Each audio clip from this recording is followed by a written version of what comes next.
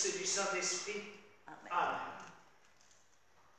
Mes très chers frères et sœurs,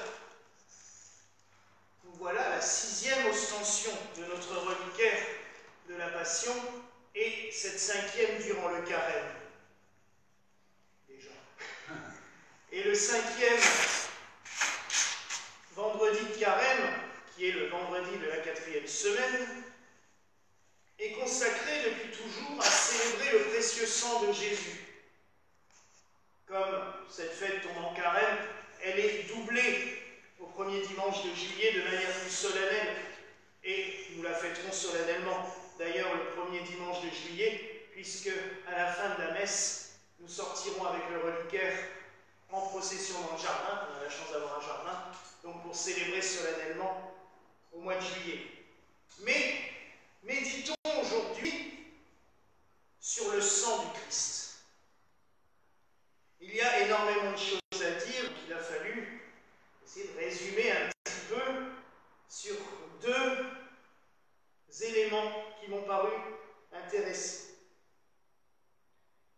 Nous avons lu à l'instant dans la lettre aux Hébreux: si le sang des boucs et des taureaux, si la cendre d'une génisse dont on asperge ceux qui sont souillés sanctifie, de manière à procurer la pureté de la chair, combien plus le sang du Christ qui par l'Esprit Saint s'est offert lui-même, sans tache à Dieu, purifiera-t-il notre conscience des œuvres mortes pour servir le Dieu vivant.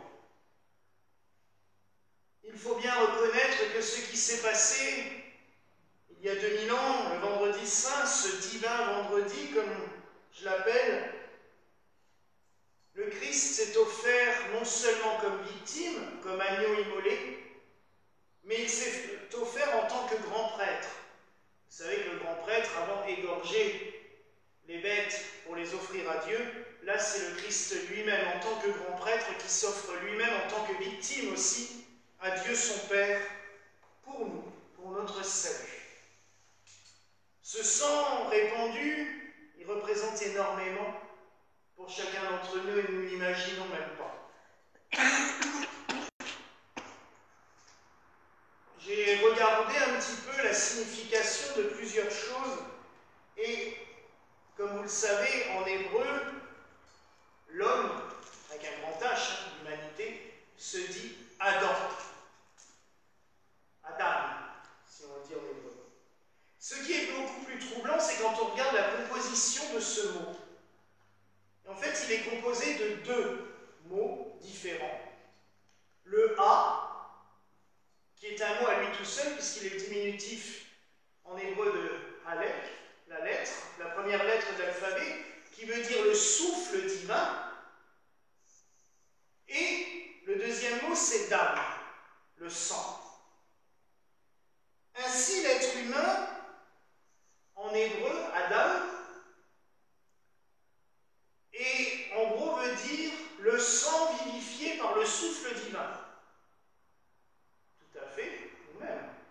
Puisque nous savons, et je l'avais dit quand nous avions médité sur le souffle du Christ, que notre machine humaine, faite de chair et d'os, avec du sang qui circule à l'intérieur, s'il n'y a pas le souffle de Dieu pour nous donner la vie, on est mort. Et le jour où le souffle divin s'en va, retourne vers le Père, remettre son esprit à Dieu, et bien, la machine s'arrête. Et ça nous rappelle un petit peu cette phrase du Lévitique: l'âme de la chair est dans le sang. L'homme, l'Adam, est donc le sang vivifié par Dieu. Et pour paraphraser Annick de Souzenel, vous savez que j'aime beaucoup étudier ces textes, c'est par le sang que l'homme, l'Adam, est ressemblant à la divinité. C'est bien autour du sang que se construit la ressemblance divine d'Adam. Et Dieu dit: faisons l'homme à notre image et à notre ressemblance. Je précise aussi, parce qu'on m'a posé encore la question il n'y a pas longtemps, quand je vois la tête des hommes et comment ils réagissent, comment ils peuvent être l'image de Dieu. On est tous une image de Dieu. Mais il n'y a que tous rassemblés qu'on ait l'image de Dieu. Aucun peut prétendre être l'image totale de Dieu, s'il y en avait un qui pouvait le prétendre, le Christ. Lui, il était l'image totale de Dieu parmi nous. Et dans la première lettre de Saint Jean que nous avons lue, qui est le graduel de cette messe aujourd'hui, il y en a 3 en bas qui sont unanimes, l'eau, le sang et l'esprit. Ça laisse souvent perplexe, ça. Mais si on regarde les 3 lettres qui forment le mot Adam, il y a le même, qui veut dire eau en hébreu, le M, le sang qui est le Dalef, le D, et il y a l'esprit symbolisé par l'Aleph. L'être humain est eau, sang, esprit, tel que décrit dans la Bible. L'union de ces 3 lettres nous ramène alors à l'homme intégral.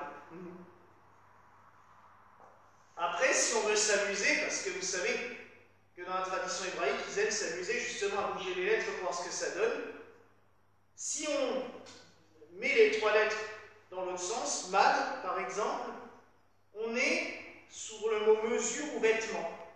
Et le sang devient ainsi une mesure ou le vêtement de l'âme qui s'y trouve. Ce qui est la tradition depuis toujours de dire que le sang est le véhicule de l'âme. Ainsi, lorsque le centurion Longuin, puisque c'est son nom, de sa lance perça le côté de Jésus, son sang se répandit sur la terre, il nous a donné accès à l'âme du Christ qui s'est répandue sur toute la terre pour la fertiliser. C'est exceptionnel. Et ainsi, les pères de l'Église disaient que le Christ, en versant son sang, ne fait pas qu'offrir la rédemption au sens strictement chrétien, la salvation de l'être humain, mais il s'inscrit aussi dans le processus, alors c'est le dernier nom barbare que j'utiliserai aujourd'hui, je vous promets, il s'inscrit dans le processus de tikkun olam, la réparation du monde. Et c'est vrai que c'est ce que voient nos frères orthodoxes, que la rédemption ne s'adresse pas qu'aux hommes, mais à la création tout entière. Pâques, c'est une recréation du monde entier. Les êtres humains, mais la nature, les animaux, tout est recréé par la résurrection du Christ. Et lorsque le Christ nous dit, dans Matthieu, dans l'évangile de Matthieu, « Buvez-en tous, ceci est mon sang », le sang de l'alliance qui va être répandu pour la multitude en rémission des péchés, c'est ce que je dis à chaque messe, il réactive un principe fondamental, l'alliance du sang, comme celle qu'avait contractée Abraham avec Dieu. Mais ici, ce n'est plus l'alliance première, c'est la nouvelle alliance dans une dimension universelle qui vise à regrouper en Dieu toutes les âmes, ces âmes qui ont été dispersées au moment de la tour de Babel. On dit que les langages ont été dispersés, mais c'est toute l'humanité qui s'est dispersée, qui s'est éloignée de Dieu à ce moment-là. Et par son sacrifice, le Christ a réuni, a rassemblé toutes ces âmes. Le Christ, par son sang, a scellé avec nous une nouvelle alliance, l'alliance d'amour et de miséricorde, puisque son sang, dans la symbolique qui se répand, c'est son amour qui s'offre à chacun de nous, et l'eau qui coule de son cœur, c'est la miséricorde pour chacun d'entre nous, pour nous rafraîchir. Maintenant, il y a un autre point que j'ai ressenti en méditant sur le précieux sang. C'est un trésor que nous avons dans la spiritualité occidentale et qui va bien plus loin que des simples reliques du précieux sang. Alors, je m'explique, quand je dis simple relique du précieux sang, il n'y a rien de plus précieux qu'une relique du précieux sang. À Bruges, ils ont 2 petits cailloux imbibés de sang du Christ, c'est merveilleux, à Neuilly-Saint-Sépulcre aussi. Nous avons des reliques du précieux sang, puisque les reliques de la passion du Christ, ayant été imbibées elles-mêmes du sang du Christ, sont par définition des reliques du précieux sang.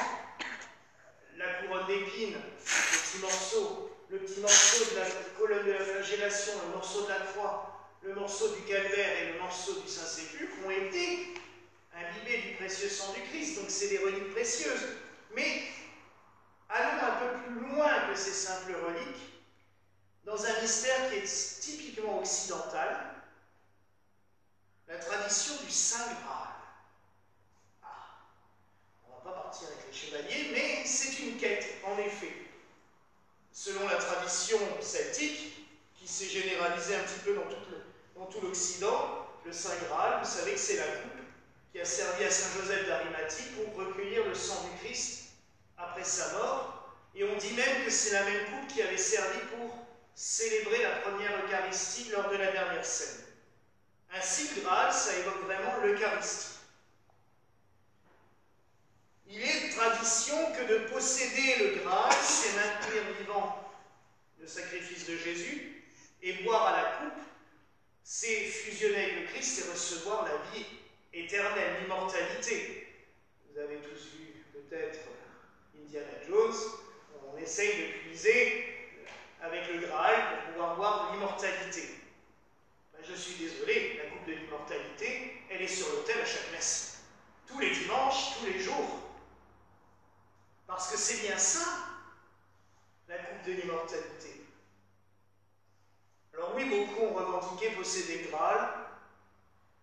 La tradition quand même la plus ancienne, c'est que Joseph d'Arimathie, ayant été agressé par, on ne sait pas qui exactement, mais ayant subi une agression forte en arrivant en Angleterre, l'a jeté dans un puits, qui est d'ailleurs toujours le puits du Graal à Glastonbury, qui est au sein de l'abbaye du même nom qui est issu de Saint Joseph d'Arimathie, et c'est ça la tradition. Après, c'est vrai qu'on a brodé toute une quête pour arriver à retrouver le Graal, mais quand on regarde bien, c'est des récits initiatiques qui nous parlent de notre propre quête de Dieu. Et nous sommes censés chercher Dieu, au fond de nous-mêmes.